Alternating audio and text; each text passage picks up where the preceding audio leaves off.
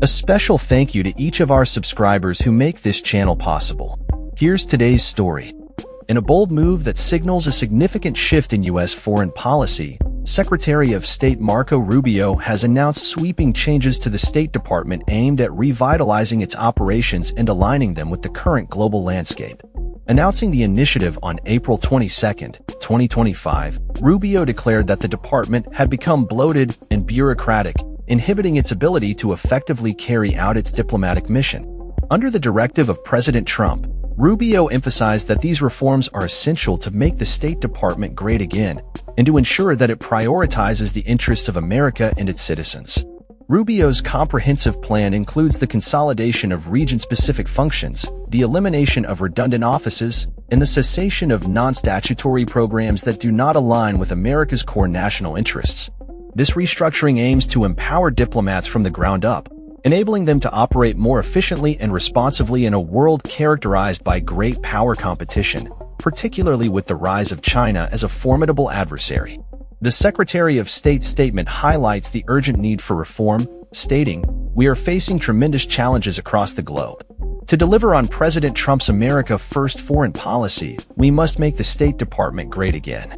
The changes come in response to a growing concern that the department has not delivered a satisfactory return on investment for taxpayers, who have witnessed rising costs without corresponding improvements in diplomatic effectiveness. One of the most notable aspects of Rubio's plan is the dismantling of the Counter-Foreign Information Manipulation and Interference Office, previously known as the Global Engagement Center. This office, originally established to combat foreign disinformation, has faced criticism for allegedly censoring the free speech of American citizens, funded by taxpayer dollars. Rubio stated, "American taxpayers through the State Department were paying groups to try to silence the voice of Americans," emphasizing the need for a shift away from such practices.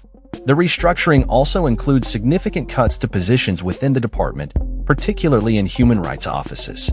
Rubio's plan will eliminate the division responsible for civilian security, democracy, and human rights, replacing it with a new office focused on coordination for foreign assistance and humanitarian affairs.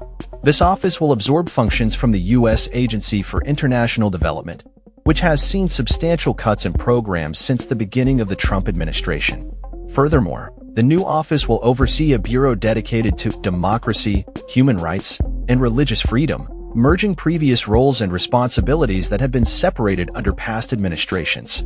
Notably absent from the new structure is an Office on War Crimes, which has been involved in documenting significant international conflicts, including Russia's actions in Ukraine.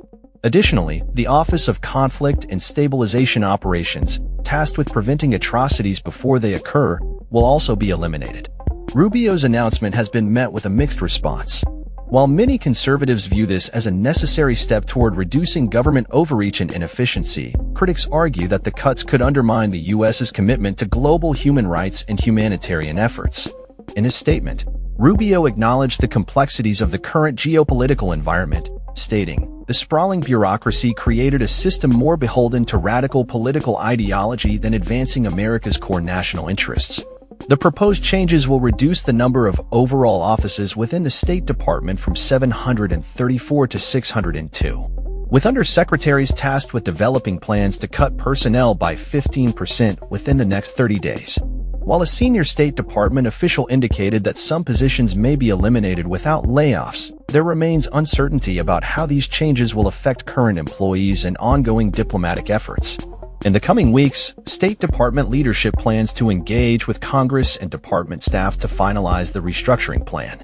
The official noted, "There will not be stories or images of people carting their belongings out of the building today," suggesting a more measured approach to implementing these changes.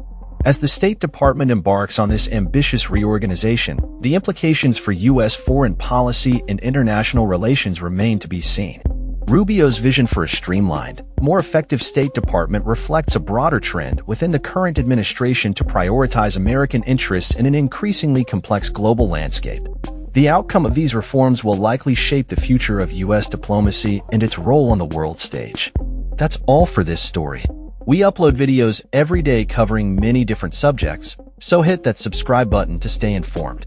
Thanks for watching.